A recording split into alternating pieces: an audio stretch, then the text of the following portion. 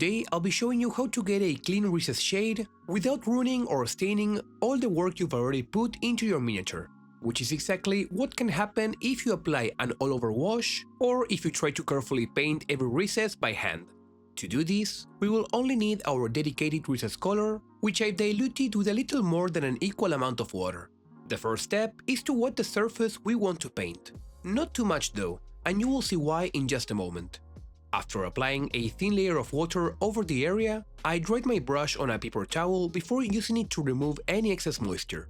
From here, all we need is a brush with a fine tip and ideally enough of a body to hold a good amount of paint. I have found this Tamiya brush to be perfect for that. Now, instead of carefully dragging the brush along the recess, simply touch the tip of your brush to the model. The paint will naturally flow through the wet surface, allowing it to follow the carved detail with very little effort.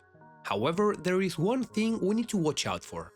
You can already see how some of the paint spread beyond the recess where it had left a little too much water behind. I have made this mistake plenty of times before. At first, everything looks perfectly fine, so you leave it to dry, only to come back later and realize the paint has slowly bled out of the recess. Sometimes it is barely noticeable, while other times it is much more obvious.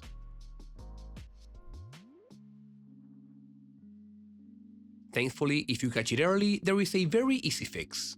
A damp cotton swab can clean up those mistakes in just a few seconds. So the real key to getting a clean recess shade is simply being a little more careful with how much water you apply.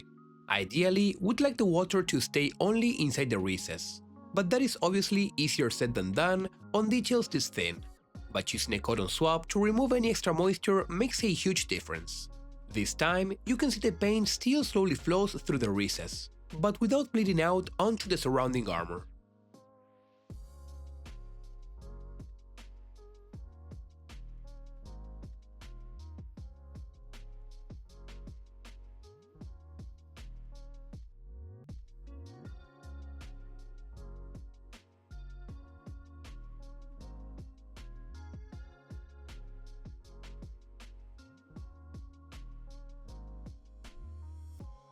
There is one more variable worth keeping in mind, and that is how much you've diluted your paint. As I move on to shade these armor joints, you'll notice something interesting. Even though the recesses are wet, the black paint doesn't travel nearly as freely as the white paint did. Instead, I have to touch the brush to the recess a few extra times to help it along. That is because the black paint is much more diluted. With a thinner mix, the paint doesn't spread across the wet surface in quite the same way.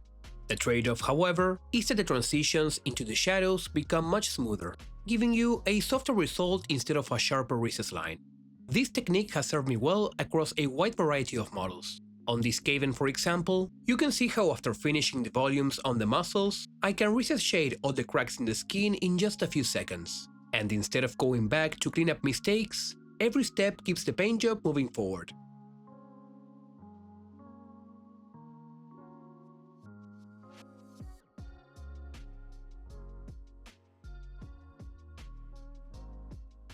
But at the end of the day, the best way to learn a technique like this is through practice rather than theory. So now that you know the basics, give it a try for yourself and don't be afraid to experiment. If you run into any problems, leave me a comment below and I'll do my best to help you out.